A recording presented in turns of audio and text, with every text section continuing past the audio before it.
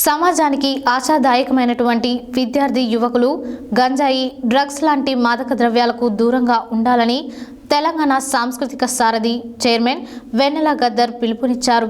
తెలంగాణ విద్యార్థి యువజన సమితి సంస్థలు సంయుక్తంగా సూర్యాపేట పబ్లిక్ క్లబ్లో నిర్వహించిన డ్రగ్స్, గంజాయి వ్యతిరేక విద్యార్థి యువజన చైతన్య సదస్సుకు ప్రధాన వక్తగా హాజరైన ఆమె మాట్లాడారు. తెలంగాణ విద్యార్థి యువజన సమితి సంస్థలు సంయుక్తంగా గురువారం సూర్యాపేట పబ్లిక్ క్లబ్ హాల్లో నిర్వహించిన డ్రగ్స్, గంజాయి వ్యతిరేక విద్యార్థి యువజన చైతన్య సదస్సుకు ప్రధాన వక్తగా తెలంగాణ సాంస్కృతిక సారథి చైర్మన్ వెన్నెల గద్దర్ హాజరై మాట్లాడుతూ, నేడు సమాజానికి మాదక ద్రవ్యాలు పెను సవాల్గా మారాయని, యువత, విద్యార్థులు తక్షణ ఆనందం కొరకు ఈ బలహీనతకు లోనై బంగారు భవిష్యత్తును నాశనం చేసుకోకూడదని ఆమె అన్నారు. సూర్యాపేట ప్రాంతం ఎంతో చైతన్యవంతమైనదని, ఎన్నో ప్రజాస్వామ్య ఉద్యమాలకు దారులు వేసింది. నైజాం నవాబుపై చుట్టుముట్టు సూర్యాపేట అంటూ గిరిగీసిన ఈ ప్రాంతంలో గంజాయి వ్యసనం రావడం బాధాకరమైన అంశం అన్నారు. గంజాయి, డ్రగ్స్ పైన తెలంగాణ సాంస్కృతిక సారథి ప్రత్యేక కార్యక్రమాలు రూపొందించి రాష్ట్ర వ్యాప్తంగా విద్యార్థి యువజన చైతన్య సాంస్కృతిక కార్యక్రమాలు నిర్వహిస్తామని అన్నారు. తెలంగాణ జనసమితి రాష్ట్ర ప్రధాన కార్యదర్శి ధర్మార్జున్ మాట్లాడుతూ, గంజాయికి అలవాటు పడినటువంటి విద్యార్థులు ప్రమాదాన్ని కొని తెచ్చుకుంటున్నారని, సూర్యాపేట చుట్టుపక్కల ప్రాంతాల్లో చాప కింద నీరులా కనిపించకుండా గంజాయి ప్రవాహం జరుగుతుందని తమ పరిశ్రమలో తేలింది అన్నారు. గత 4 సంవత్సరాలుగా తెలంగాణ జనసమితి అనుబంధ సంఘాలు వివిధ రూపాల్లో ఈ గంజాయికి వ్యతిరేకంగా సాంస్కృతిక ప్రచార కార్యక్రమాలు, సెమినార్లు, సదస్సులు నిర్వహిస్తున్నామని, గ్రూప్ మీటింగ్లు కూడా నిర్వహిస్తున్నామని, విద్యార్థి యువజన సంఘాలు ఈ అంశమే ప్రధానమైన ఎజెండాగా తీసుకొని గ్రామాలలో ప్రచారం చేయాలని పిలుపునిచ్చారు. విద్యార్థి జనసమితి జిల్లా అధ్యక్షుడు బొమ్మగాని వినయ్ అధ్యక్షతన జరిగిన ఈ సదస్సులో తెలంగాణ జనసమితి జిల్లా అధ్యక్షులు గట్ల రమేష్ శంకర్, యువజన సమితి రాష్ట్ర ఉపాధ్యక్షులు కిరణ్ ముదిరాజ్, తెలంగాణ విద్యావంతుల వేదిక జిల్లా అధ్యక్షులు బండ నాగరాజు గౌడ్, యువజన సమితి జిల్లా అధ్యక్షులు భిక్షం నాయక్, రైతు జనసమితి జిల్లా అధ్యక్షులు కొల్లు కృష్ణారెడ్డి, జనసమితి జిల్లా కార్యదర్శి బొడ్డు శంకర్ గౌడ్, యువజన సమితి జిల్లా ప్రధాన కార్యదర్శి నాగు నాయక్, ఎస్సీ సెల్ జిల్లా అధ్యక్షులు గోపి సుమన్ నాయక్, యాకోబ్ రెడ్డి, చమకురి మహేందర్, బస్వరాజు వినయ్, వరుణ్, బొజ్జ భరత్, మల్సూర్ నాయక్, బానోత్ సైదా నాయక్ తదితరులు పాల్గొన్నారు.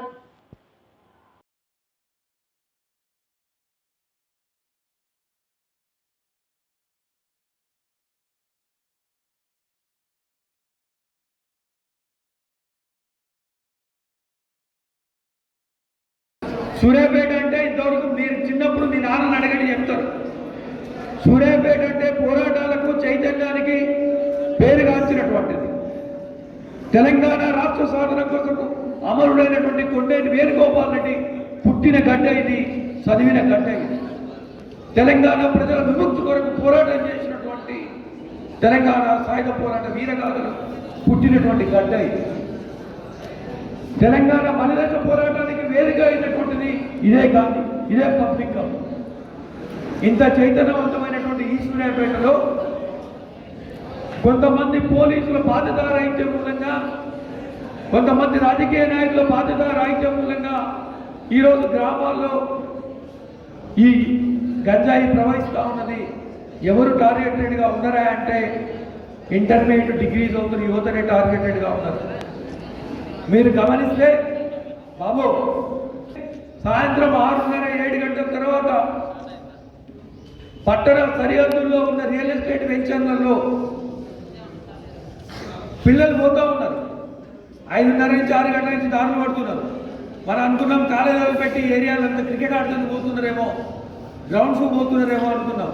కాదు, 7 గంటలప్పుడు తిరిగితే దొరికిండ్రు గంజాయి దమ్ము కొడుతున్న మత్తులో ఉన్న పిల్లలు దొరికింది. నేను ఇది ఎవరిని బ్లేమ్ చేయడానికి చేయట్లే, కానీ పేపర్లలో మాత్రం గంజాయి ఎవడు అమ్ముతున్నాడో వాళ్ళు మాత్రం ఎక్కడ పేపర్లో చూపించారు. తాగుతున్న అమాయకమైన పిల్లల్ని మాత్రం జైలు పాలు చేస్తున్నారు. నేను అడ్వకేట్. నాకు ఒక కేసు వచ్చింది.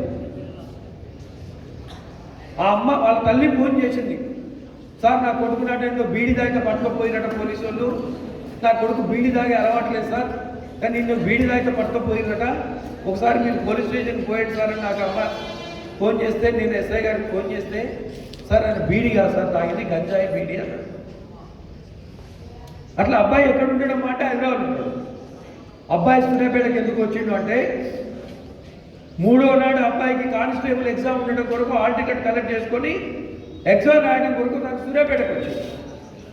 వస్తూ ఉన్న క్రమంలో తను ఎల్బీ నగర్లో బస్ ఎక్కడానికి నిలబడితే అక్కడ ఉన్న మిత్రులు ఎవరో కలిసి, అరే నువ్వు సూర్యాపేట పోతున్నావు కదా, ఈ ప్యాకెట్ బస్ స్టాండ్లో మన వాళ్ళు ఉంటారు పలానా వాళ్ళు, ఈ మెడిసిన్ కవర్ ఇది తీసుకుపోయి వాళ్ళకి అని చెప్పిండు.